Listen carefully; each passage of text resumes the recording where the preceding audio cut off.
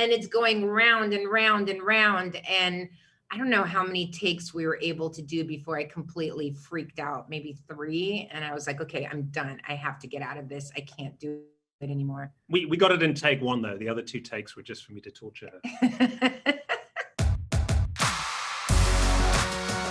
Hi, I'm Milla Jovovich. And I'm Paul Anderson. And we will be breaking down the Diablo scene from our new movie, Monster Hunter.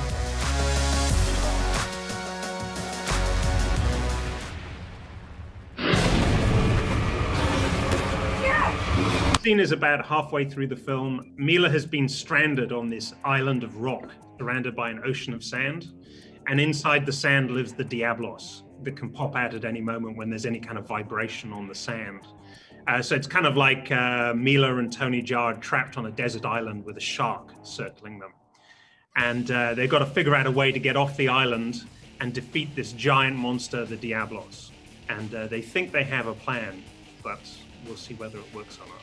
And by the way, at this point, Milla's already fought the Diablos once and it didn't go terribly well. It didn't go terribly well at all.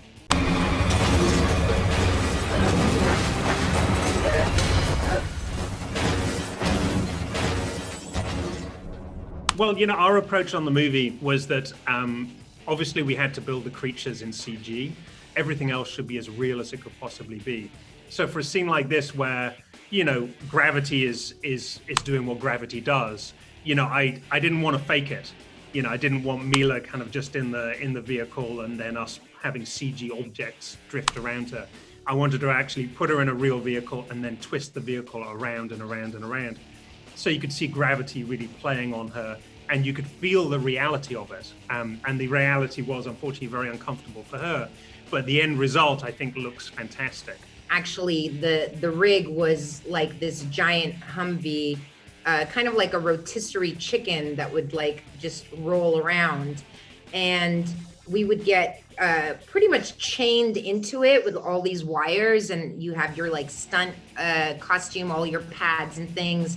And then they would like strap me in almost like a baby seat. So I'd be like strapped from behind, strapped on the hips, and I couldn't move. And I get incredibly claustrophobic. So like immediately my heart starts pounding super fast and I'm about to have a panic attack. And I'm just like, Paul, shoot already.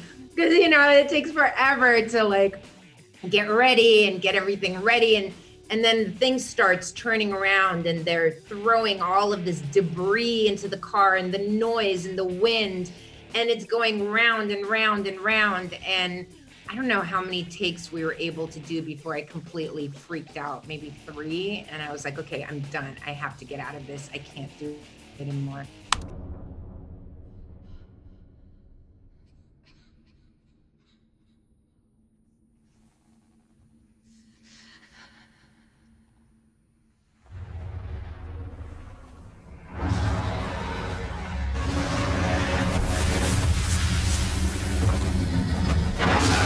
Normally when we would shoot like the Resident Evil movies, there would be a really tall guy in like a skin tight bodysuit with like a really tall pole with like a tennis ball connected to it, and that would be the monster. But in Monster Hunter, the monsters are so much bigger than anything we've ever shot ever in our history of making movies together, that I would literally just look up at the sky. Because every time I would look up to something, like, you know, Paul would be like, no, higher. And so I would look up and they'd put the tennis ball higher and they'd be like, no, higher, higher. And then at some point the pole with the tennis ball just couldn't get any higher. So I just end up like just looking straight up at the sky. Paul made it easier too, because he had these really great rigs that would shoot like tons of sand at the actors.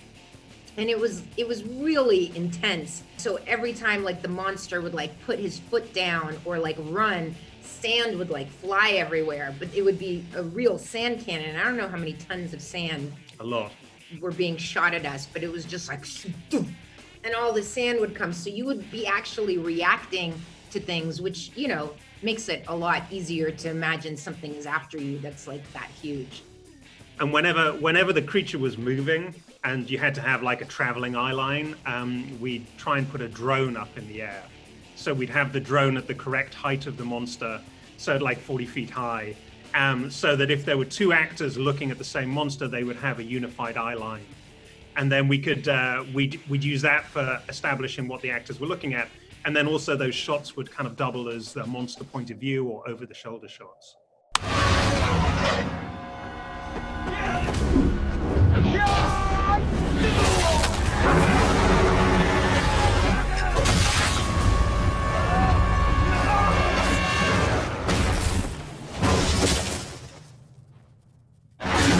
I think when I first played the game, I was just blown away by these incredible landscapes and these huge creatures, the design of which I thought was very, very unique.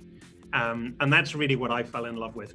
And in terms of bringing those creatures to the screen, I just tried to be as true as possible to what was in the video game, because I felt the design was unique enough. I didn't need to add anything.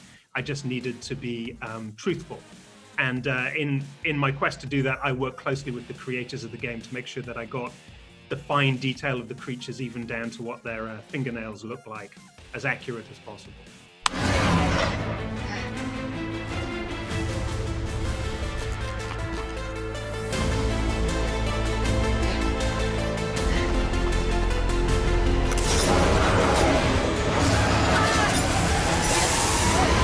It was pretty intense too, because at that point, obviously I've got all of my Monster Hunter armor on.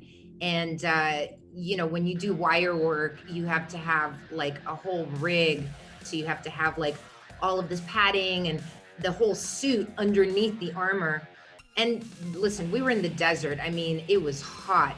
And to like get into all of the stunt gear and all of the padding, and then they had to like tie me into the armor, and we don't have any zippers or anything. They're like literally using, you know, leather cordage to like tie me into all of this stuff on top of the stunt padding. And yeah, it was really cool, because, you know, you have to kind of do the motion of your arm.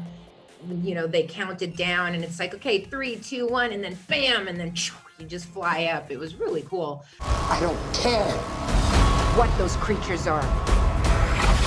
We destroy them and close the gateway. Be sure to check out our film, Monster Hunter, out now.